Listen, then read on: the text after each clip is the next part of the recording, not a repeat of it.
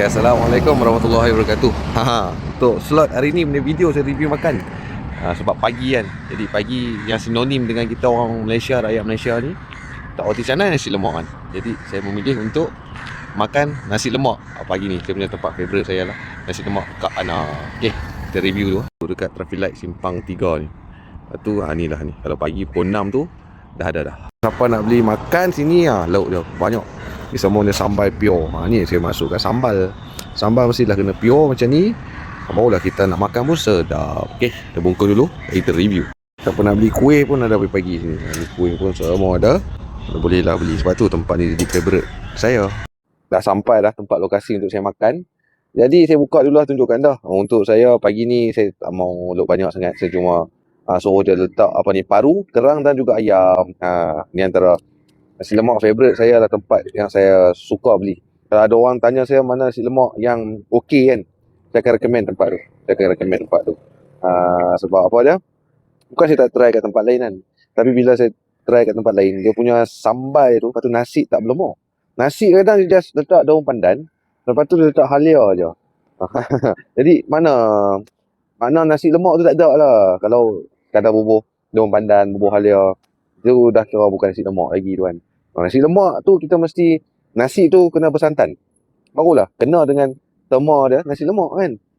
Tengok kat sini saya tak tahu anda nampak tak nampak. Ni paru dia. Sorry kalau gelap mas, sarapan pagi. Ni kerang dia. Lepas tu ni ayam goreng dia. Okay, apa-apa pun saya makan dulu sana. Jemput makan dulu. Bismillahirrahmanirrahim.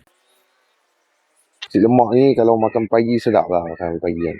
Kata saya pun bukan kata saya tak mengamalkan diet kan. Saya ni orang yang sangat-sangat kuat berdiet, jangan risau. Cuma pagi ni tiba-tiba saya teringin nak makan nasi lemak. Sebab dah lama saya tak makan nasi lemak. Sebab apa?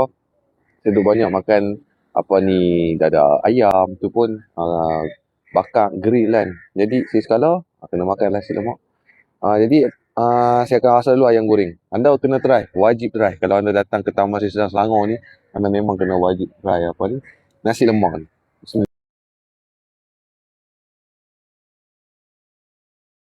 Manis dia tu ada, nasi lemak tu berlemak tu ada. Lepas tu tak terlampau pedas, tak terlampau tak pedas. Dia kira dia punya adunan dia tu, dia punya rasa tu sebati. Kalau ada perasan nampak ni ada daun pisang, aroma daun pisang tu pun naik. Memang inilah dia nasi lemak kan. Telur dia dapat banyak ni lah, telur dia dipotong 4. Saya tak pastilah harga dia berapa. Kalau nasi lemak kosong bersambal dia mungkin dalam RM3.5 kot dekat saya. Tapi kalau macam lauk-lauk macam ni, dia akan pergi lebih kurang dalam RM7, RM8. Dia akan lebih macam tu lah. Jadi kalau ada 3 lauk kan, mungkin dia akan pergi dalam RM11 tu. Saya pun tempat tadi saya beli 4 bungkus. 2 kosong, 2 tu berlauk untuk anak saya dan juga wife saya. Jadi lagi campur ni 2 kuih dan 2 cucuk. Cucuk bacok kodok. Saya bayar lebih kurang dalam RM32. Wah lah, nasi pun tak ada portion kecil sangat. Nasi pun banyak. Kadang ada saya tengok orang jual RM3, nasi 1 senduk sikit kan. Aduh hai. Kadang bagi lah lebih sikit kan. Wah, lemak kan. Tapi saya tak tahu mungkin dia punya model banyak kan. Macam yang tempat saya beli ni, dia dah hotai. Memang dah lama.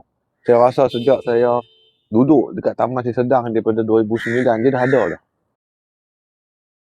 Anda nak beli nasi lemak dekat tempat saya tunjuk tu, saya akan recommend dia punya kerang dan juga paru.